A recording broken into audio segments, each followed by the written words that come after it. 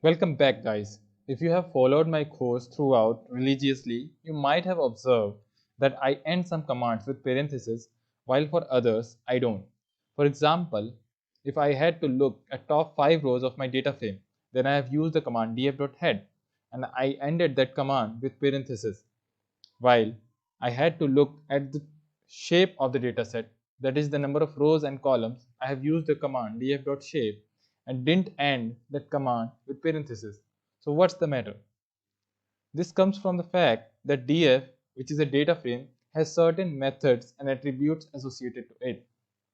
And not even the data frame, for series as well, we have some methods and attributes. So let's look at the scenario of methods and attribute deeply. So not even in the Python, for other programming languages like C++ and Java, these programming languages are known as object-oriented programming languages. And in these programming languages, we have some class in it. And within that class, we have objects associated to them. So it sounds a little bit confusing, but let me explain. So let's consider animal as a class. And within that animal, we have dog, cat, and other animals as well.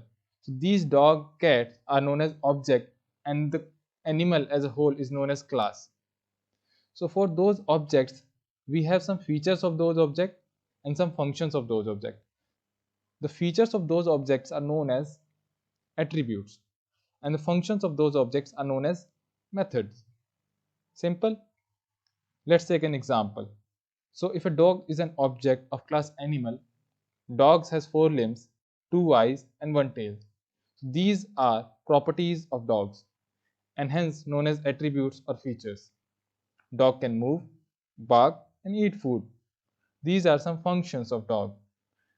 So these are known as methods or functions. Simple. Moving forward. So if I want to summarize the whole thing that I've talked to you, methods ends with parentheses while attribute don't. And we can think of method as an action. We can think of attribute as description.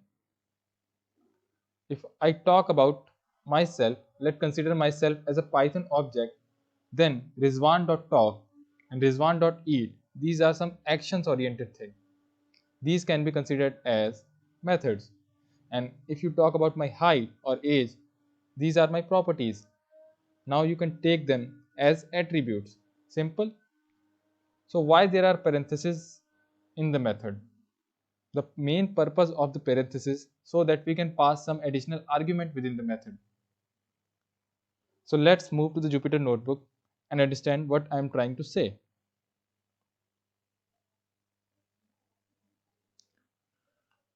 Now, let's look at the data frame that we have. So if I will type df, it will give me top 5 and bottom 5 rows of my data frame. So I have different columns in my data frame like respondent, main branch, hobbyist, age, and other columns as well. Some of them has some string value associated to it and some of them has integer value associated to it. So if I talk about df.describe and add parentheses after it, it will show me some statistical analysis of numerical columns associated with the data frame. So respondent, age, comp total, converted comp, and work weekly hours. These are numerical columns within our data frame. So if we talk about respondent, yes, it is numerical. If we talk about age, yes, it is numerical and it is in decimal points, so we will call it float. And similar goes for the age first code. These are all numerical columns. And df.describe gives numerical analysis or statistical analysis of numerical columns. What if I want to get some analysis of non-numerical columns? Can we do that? Yes, it is possible. Let's type df.describe and within that parenthesis we have to pass some arguments in it. Anything that we pass into the parentheses are known as argument. So we have to pass argument called include is equal to, and then we have to pass object and then run this cell. Here it is. So we have analysis of non-numerical columns in our data frame. Analysis like count, how many values are there in each column, non-numerical column as well. Analysis like unique, how many of them are unique. So in main branch we have 5 unique values. It means that we have 5 main branch. In hobbyist we have 2 unique values. It means it is a binary column. So either we have yes or no. Similar goes for other. And we have top values, which of the values in that column is on top. So top is on the basis of frequency. So the maximum time the people have replied that I am a developer by profession. So these values have appeared most of the time in that respective column.